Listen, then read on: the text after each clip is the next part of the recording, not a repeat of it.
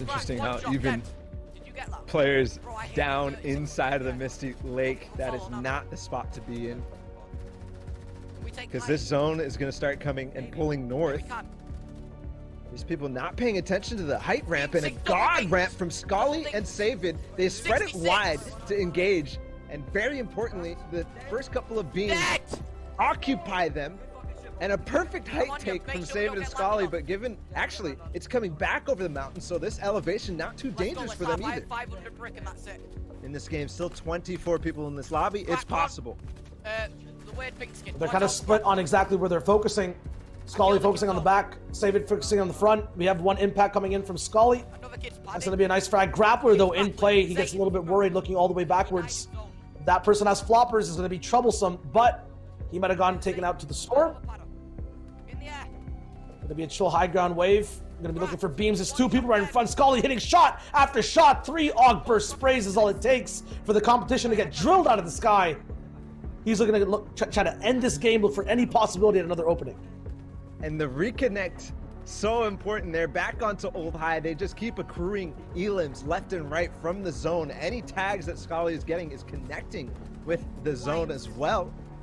And now that they're connected, the goal achieved, I think. And with 250 materials still to go, there's actually even a refresh down here from the original fight that they had on that high take. So if you're wondering why we changed perspective, it's just the other side of that duo, the complementing pair, if you will.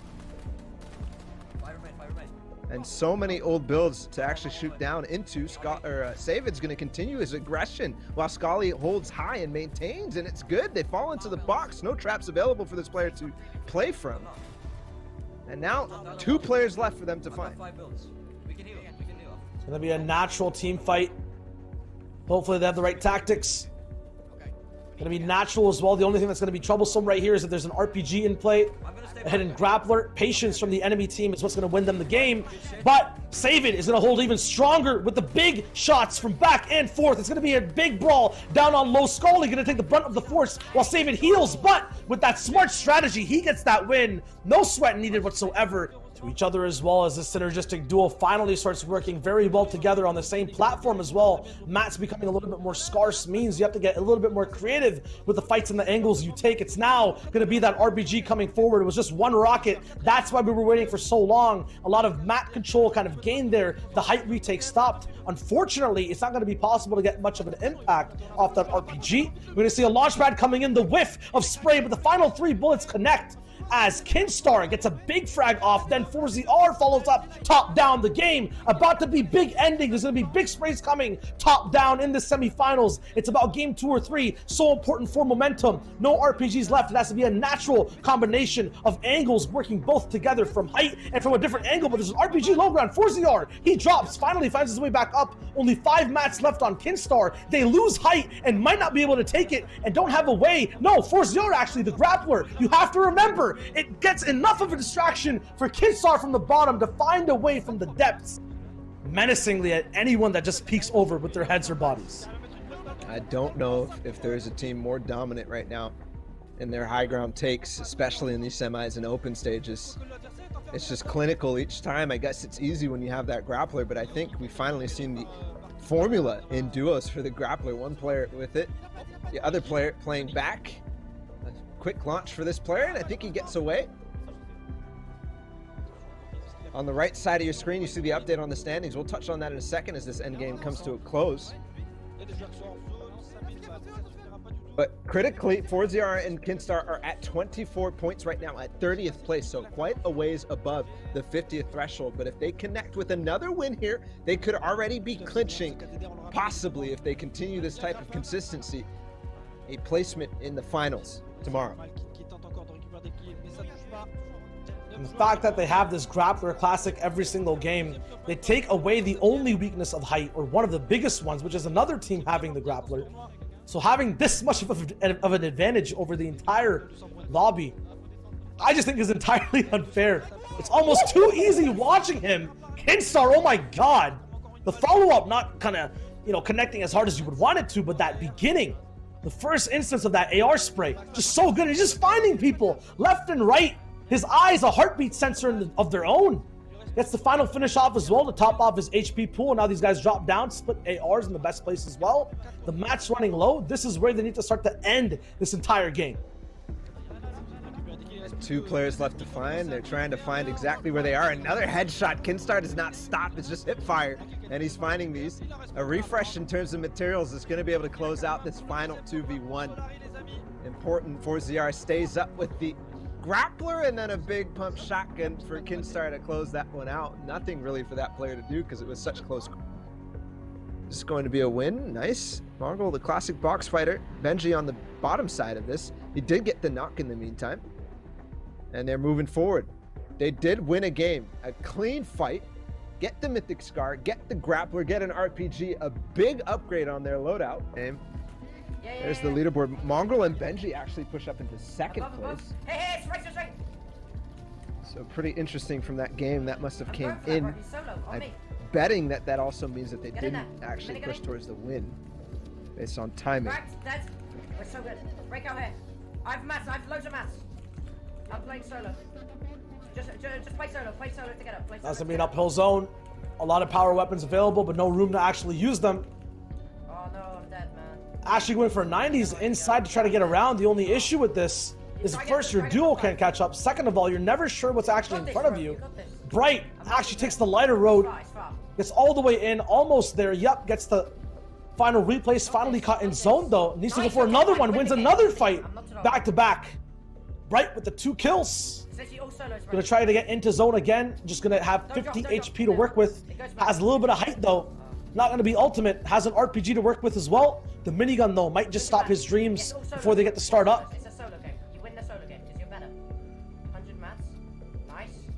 The encouragement coming from his teammate Bright. You're okay. Now with 6 eliminations, he is feeling himself. Use mats. Get up the hill. Gotta make sure he knows where the zone is going. Is it going over the top of the hill? It looks like it might slightly. Minis. It's fine. You're okay.